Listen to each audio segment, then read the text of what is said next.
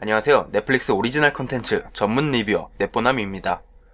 오늘은 봉준호 감독의 최신작 기생충이 황금 종려상을 수상한 기념으로 개인적으로 정말 재밌게 본 영화인 옥자를 리뷰해 보겠습니다. 워낙 제가 좋아하는 영화이기도 하고 봉준호 감독의 영화답게 해석만 해도 분량이 넘쳐 이번엔 줄거리 요약은 과감히 건너뛰겠습니다. 매우 추천드리는 영화이므로 아직 보지 않으신 분이라면 꼭 한번 보시길 바랍니다. 옥자는 국내의 넷플릭스라는 플랫폼이 익숙하지 않던 2017년도에 개봉했습니다. 저 역시 그 당시엔 말만 들어봤지 넷플릭스를 사용하고 있지 않았고요. 특히나 봉준호라는 대감독의 영화가 대형 영화관에서는 상영하지 않고 마치 케이블 TV 같은 플랫폼에서 상영한다는 게 당시에는 저도 어리둥절했습니다. 덕분에 저는 옥자를 통해 넷플릭스를 알게 되고 지금은 넷플릭스 리뷰를 하고 있지요. 옥자는 봉준호의 영화다운 영화입니다. 봉준호 감독 특유의 하나의 주제에 여러가지 잣대가 뒤얽혀 무엇이 옳은 것인지 무엇이 그른 것인지 명확하게 할 수 없는 이야기로 얼핏 보면 책임감 없이 네 잣대도 맞고 네 잣대도 맞다라고 하는 것처럼 보일 수 있지만 봉테일이란 별명답게 디테일한 장치들을 영화 곳곳에 넣어두어 마치 관객과 토론을 하듯이 강압적이지 않으면서 자연스럽게 감독의 의도를 전달합니다. 다시 영화 옥자에 집중해서 보자면 옥자의 주제는 과밀집, 공장식 축산과 GMO 등의 생명윤리라고 할 수 있습니다. 국내에는 그렇게 중요하게 다뤄지고 있진 않지만 서구권에서는 나름 메인스트림에서 다뤄지는 주제이지요. 일단 공장식 대형 축산시설은 단순히 동물이 불쌍하다던가 하는 동물권 정도의 담론만이 전부가 아닙니다. 제레미 리프킨의 저서 육식의 종말에서는 전세계 토지의 4분의 1이 소를 사육하기 위해 사용되며 소를 비롯한 가축이 미국에서 생산되는 곡물의 70%를 전세계 곡물의 3분의 1을 먹어치운다고 합니다. 또한 과밀집 형식의 축산시설에서 배출하는 메탄가스와 이산화탄소의 농도는 대형 공단의 배출 농도와 맞먹는 정도라고 합니다. 게다가 암모니아 배출은 전세계 배출량의 3분의 2가 축산업에서 배출되어 토양 산성화 및 산성비의 큰 원인이라고 하지요.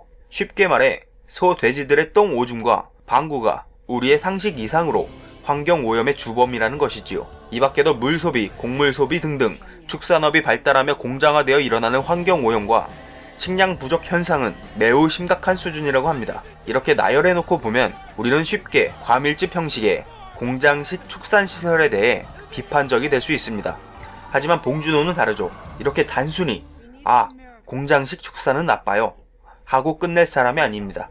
영화 옥자의 슈퍼돼지는 적게 먹고 적게 쌉니다. 덩치에 맞지 않게 미자가 주는 감이나 받아먹고 토끼똥 같은 작은 똥덩어리들을 콧불소 마냥 휘갈길 뿐이죠. 자, 이제 공장식 축산의 가장 큰 폐해인 사료와 똥 오줌이 해결되었습니다. 그렇다면 이제 미란도 CEO의 연설처럼 모든 것이 다 잘 된 걸까요? 우리에겐 아직 GMO가 남아있습니다. GMO, 유전자 변형 생물의 약자이지요. GMO 식품에 대해 자세히 알고 있지는 않아도 단어 자체는 한 번쯤 들어보셨을 겁니다. 또한 유전자 변형이라는 단어 때문에 약간은 부정적으로 생각하실 수도 있죠. 실제로 많은 연구 결과에서 GMO 식품의 유해성에 대해 얘기합니다.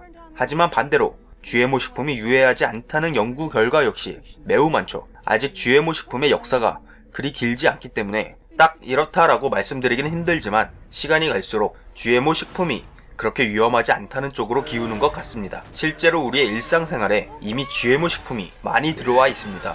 유명한 GMO 옥수수나 마트에서 파는 카놀라유를 만드는 유채, 설탕무 등등 이미 우리는 많은 GMO 식품을 소비하고 있지요. 하지만 역시 유전자 변형이란 단어에서 풍기는 불안감 덕에 대중에게는 반갑지 않은 것도 사실입니다. 때문에 미란도의 CEO도 슈퍼돼지가 GMO가 아니라고 거짓말을 하지요. 하지만 부정적인 이미지가 있다고 해서 GMO가 무조건 나쁜 것이다 라고 할 수는 없습니다. 이제 슈퍼돼지의 똥 오줌과 GMO 역시 일단은 해결이 되었습니다. 미란도가 옳은 것이고 동물 해방 전선은 그저 과민한 동물 애호 단체인 것 뿐일까요? 말씀드렸다시피 봉준호 감독은 그리 단순하지 않습니다.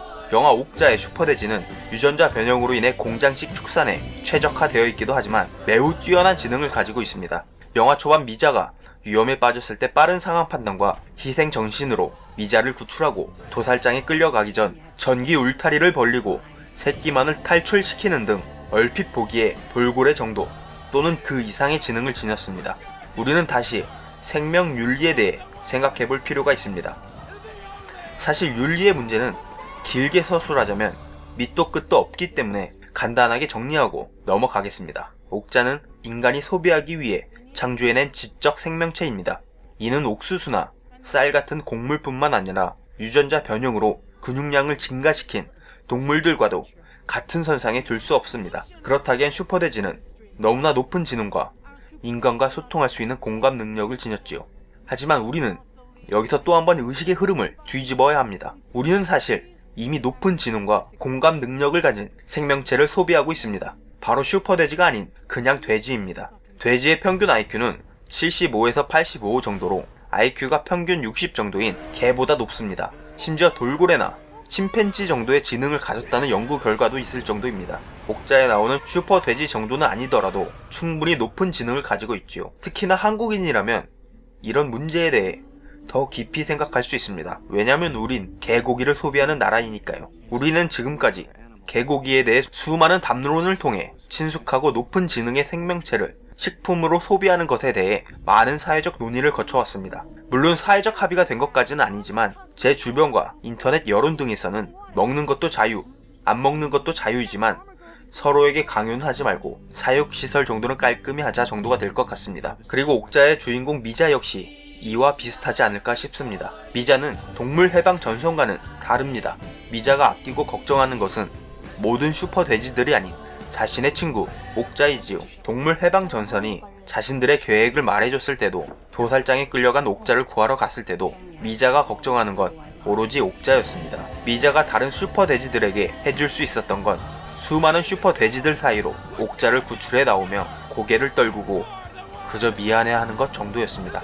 그럼 이제 동물해방전선에 대해서도 이야기해볼까요? 사실 동물해방전선은 실제로 존재하는 집단입니다. 하지만 영화에서보다 훨씬 과격하고 폭력적인 단체라고 하네요. 영화 속의 동물해방전선 또한 언뜻 보면 과격하고 과대망상적인 동물권 단체로 보일 수도 있습니다. 하지만 동물해방전선은 의외로 매우 온순한 형태의 집단입니다. 그들은 그들 입장에서의 거대하긴 미란도에 대해 물리력을 행사할 때도 사람이 다쳐선 안 된다고 하며 오랜 시간과 인력, 자금을 쏟아부은 프로젝트의 성패의 기로에서도 옥자의 친구인 미자의 결정에 따라 프로젝트를 중단할 각오 역시 하죠. 하지만 현실은 다릅니다. 여러분은 황금쌀에 대해 들어보셨습니까? 끈질긴 생명력과 풍부한 영양소를 지닌 GMO 식품으로 비타민 A가 부족해 실명하거나 사망하는 개발도상국 아이들에게 생명줄이 될 수 있는 식품입니다. 하지만 이 황금쌀은 유명 환경단체들에게 GMO 식품이라는 이유만으로 문매를 맞았습니다. 동물해방전선이 미자의 선택으로 모든 프로젝트를 갈아엎을 각오를 하는 것과는 달리 많은 생명을 살릴 수 있는 경우도 자신들의 입장을 고수하기 위해 GMO라면 무조건 반대를 하는 것이지요. 이처럼 영화 옥자는 곱씹으면 곱씹을수록 생각할 거리가 많은 영화입니다. 현실의 무겁고 어려운 주제에 대해 여러가지 가정을 넣어 좀 더 부드럽고 친절하게 우리가 생명 윤리에 대해 깊이 생각할 수 있게 도와줍니다. 그러면서도 감독의 의도를 강압적으로 주입하지 않고 지루하게 재미없지도 않습니다. 마치 실화를 바탕으로 만든 영화 템플 그랜딘에서 소들에게 안정감을 주어 스스로 도살장으로 걸어가게끔 만든 템플 그랜딘 교수의 축산시설처럼 봉준호가 여러 가정으로 부드럽게 던져주는 생각할 거리를 쫓다 보면 어느새 우리는 한치도 움직일 수 없는 수많은 모순을 지닌 현실과 그에 대한 고찰로 숨이 막히게 됩니다. 현실에선 옥자처럼 적게 먹고 적게 싸며 맛도 좋고 고기도 많은 가축은 없습니다. 우리는 늘 그렇듯 심각한 환경오염과 곡물을 소비하여 지능이 높은 소와 돼지를 과밀집 공장형 축산시설에서 도축해 소비할 것입니다. 그렇다면 영화처럼 적게 먹고 적게 싸는 생물을 창조해 소비하면 모든 게 괜찮아지는 걸까요? 마음이 불편합니다. 하지만 고기를 안 먹을 순 없습니다. 그러기엔 너무 맛있으니까요. 끝으로 봉준호 감독께 영화 기생충의 황금 종려상 수상을 축하드립니다. 마음 같아선 기생충 리뷰도 하고 싶지만 이미 수많은 리뷰들이 쏟아져 나왔는데 굳이 채널 컨셉을 깨면서까지 리뷰를 하기도 뭐하고 해서 눈물을 머금고 리뷰를 참습니다. 봉준호 감독님, 넷플릭스 오리지널 컨텐츠로 작품 하나 해주세요. 그럼 지금까지 영화 옥자였습니다.